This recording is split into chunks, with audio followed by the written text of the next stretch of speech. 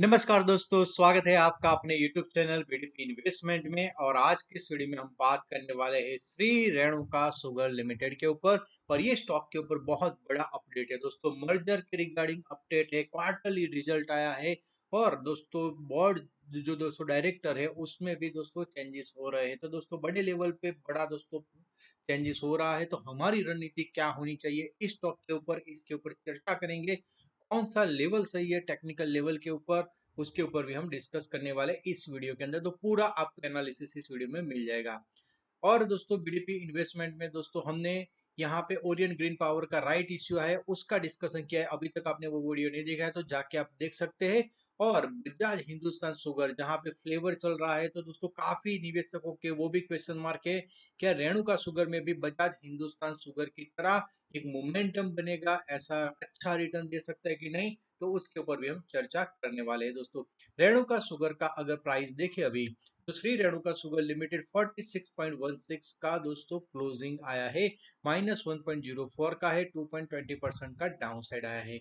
5 दिनों के अंदर जब बजाज हिंदुस्तान में जबरदस्त तेजी बनी, यहाँ पे दोस्तों एक म्यूट मूवमेंट और नेगेटिव परफॉर्मेंस देखा गया है।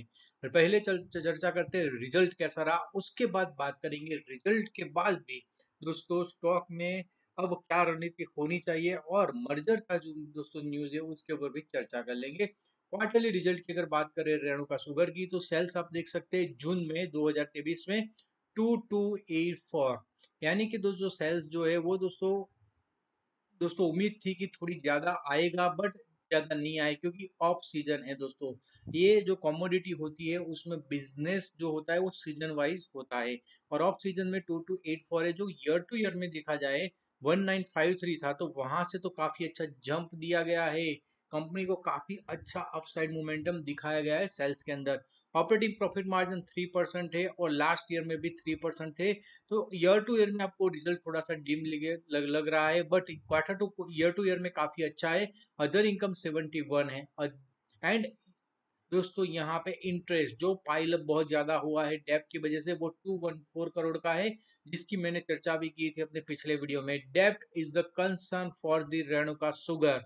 और लॉस जो हुआ है 139 करोड़ का हुआ है, जो यहाँ पे आप देख सकते हैं कि जून में 114 था। तो ओवरऑल आप देखेंगे तो रिजल्ट अच्छा नहीं बोल सकते वैल्यूएशन नंबर्स के हिसाब से, क्योंकि लास्ट क्वार्टर में कंपनी प्रॉफिट में थी, इस बार लॉस में आई है।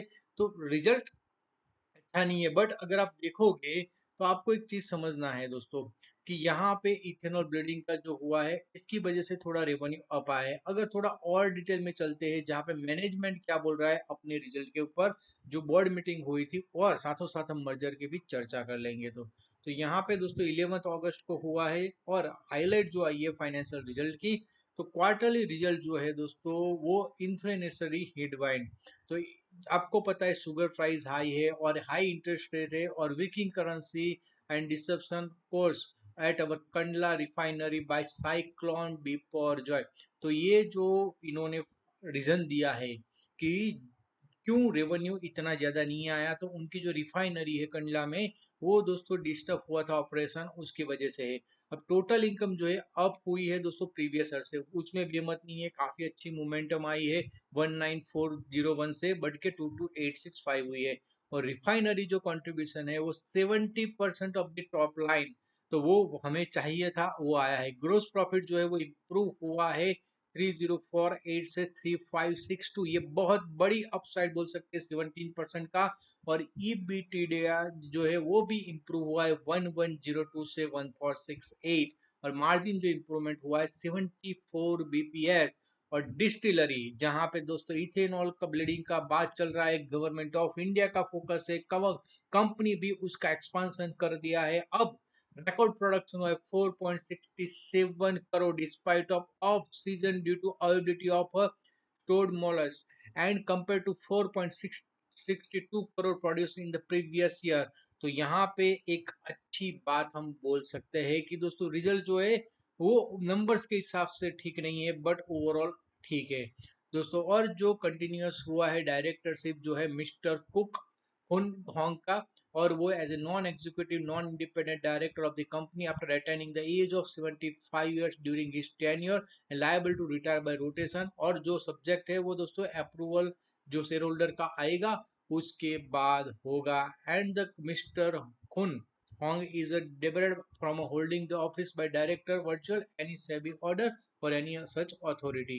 अब इम्पोर्टेंट जो जनरल मीटिंग जो है दोस्तों, एजीएम जो है वो 25 सितंबर 2023 को है, 11 o'clock पे है। अगर आप सेल होल्डर है तो आपको जरूर से उसको अटेंड करना चाहिए। अब जो चेंज हुआ है डायरेक्टरशिप में, तो उनका एज ज्यादा था, उसकी वजह से हुआ है। अब सबसे इम्पोर्टेंट बात मर्जर के रिगार्डिंग, और दोस्तों जो मर्जर जो हो रहा है वो है Gokak sugar limited, a subsidiary company of the necessary approval के साथ मर्जर होगा। और गोकक शुगर के ऊपर बात करें तो ये जो कंपनी जो है दोस्तों, वो 2000 फरवरी में दोस्तों हुआ था, इस नाम से बिजनेस स्टार्ट किया था कर्नाटका में। और जो कंपनी जो है वो it's a conversion in a public form of company और upon a name of a register जो है उसका कोलकाता कर्नाटका में है। और अब जो है Shri Renuka sugar limited transferee company है, was incorporated in 1995 in the state of Karnataka. और ये जो है यहाँ पे आप इनकम के ऊपर नजर डालोगे तो इनकम इंक्लूडिंग अदर इनकम 86,861 है। ये जो कंपनी है छोटी है दोस्तों, 2709 करोड़ की ही इनकम है दोस्तों, तो यहाँ पे छोटी अमाउंट है दोस्तों। प्रॉफिट एंड लॉस स्टेटमेंट भी आप देखेंगे तो ओवरऑल ये बड़ा हाथी है, उसके सामने एक छोटा हाथी है। तो ट्रांजेक्शन जो होगा वो वैसे तो एक अच्छा न्यूज बोल सकते हैं दोस्तों, और ये भी मिनिस्ट्री और उनके साथ ही दोस्तों अप्रूवल के साथ आएगा। और जो गोकक शुगर है वो भी मैन्युफैक्चरर, इंपोर्टर, एक्सपोर्टर, डीलर है और tribe grade of grade sugar है।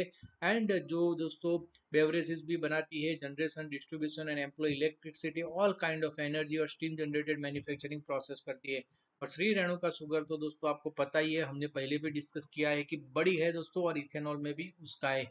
जो रेशियो तय किया गया है दोस्तों, रेशियो कैसा तय किया गया है तो यहाँ पे आपको डिटेल मिल जाएगा कि as per valuation report GSL जो दोस्तों शुगर है वो 6.99 पर शेयर चल रहा है। एस आर एस एल जो 46 रुपीज है, तो रेशियो जो हो रहा है 15 shares of each, one share of S R S L for every 100 share of ₹10 each.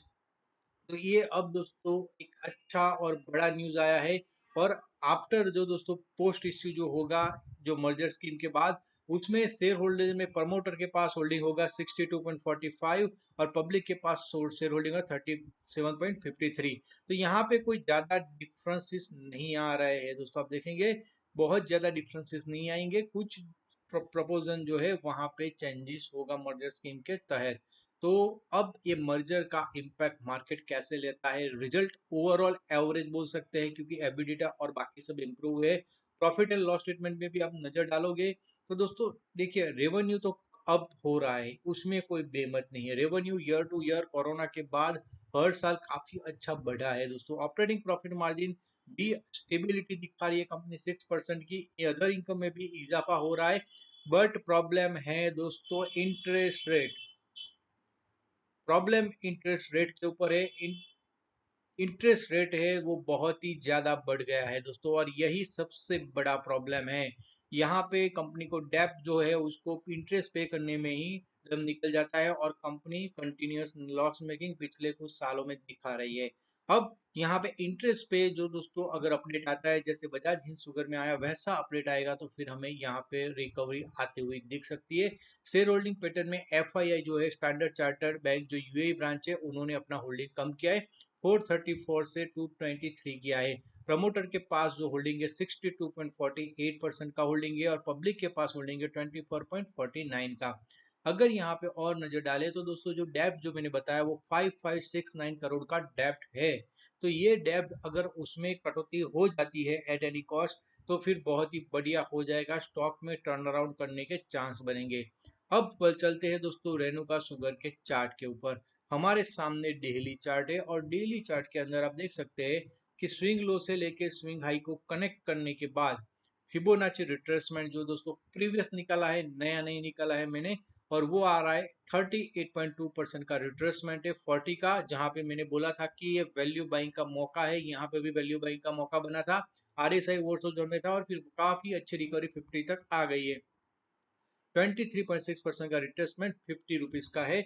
और यहाँ पे आप देखेंगे कि 2 बार दोस्तों ये बिल्कुल उसी के आसपास जाता है 50 के आसपास और फिर नीचे आ जाता है दोस्तों। अब यहाँ पे आप देखेंगे तो यहाँ पे नीचे आया है। जब ये लेवल को 50 के ऊपर क्लोज करेगा, वॉल्यूम यहाँ पे अच्छा रहेगा, तो ये स्टॉक मोमेंटम आपको दे सकता है दोस्तों। एक अच्छा आपको मोमेंटम दे सकता है। और पिछले कुछ टाइम पे चला भी नहीं क्योंकि फंडामेंटल सही नहीं है। अगर 50 का लेवल क्रॉस होता है तो फिर हमें नेक्स्ट रेजिस्टेंस 60 के अबव मिलेगा। तो 10 रुपीज के बिटवीन गैप बहुत ज्यादा नहीं है। जैसे इस लेवल को तोड़ा था दोस्तों, तब भी बताया था कि आपको अब ये ऊपर रुकने को मिलेगा। 40 का लेवल तोड़ा था, सीधा 50 के लेवल को मिला, कोई रजिस्टेंस नहीं है। तो यहाँ पे भी दोस्तों आपको थोड़ा सा पेशेंस रखना पड़ेगा, और दोस्तों क्वार्टर रिजल्ट आएंगे तब और ज्यादा इसमें तेजी बनेगी।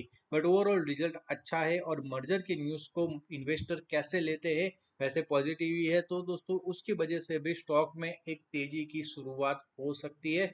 और बजाज हिंदुस्तान जैसी तेजी आएगी कि नहीं, वो बहुत ही बड़ी क्वेश्चन मार्क है। बट ऑफकोर्स की स्टॉक में अब दोस्तों जो है इम्प्रूवमेंट हो रहे फंडामेंटल, तो इसके ऊपर आपको जरूर से ध्यान रखना चाहिए। इस वीडियो को एजुकेशनल पर्पस के लिए बनाया गया है। और अभी तक आपने वीडियो को लाइक नहीं किया तो लाइक कीजिए, चैनल को सब्सक्राइब करना मत भूलिए, और बेल आइकन जरूर से दबा दीजिए। मिलते हैं नेक्स्ट वीडियो में। धन्यवाद दोस्तों, थैंक यू वेरी मच।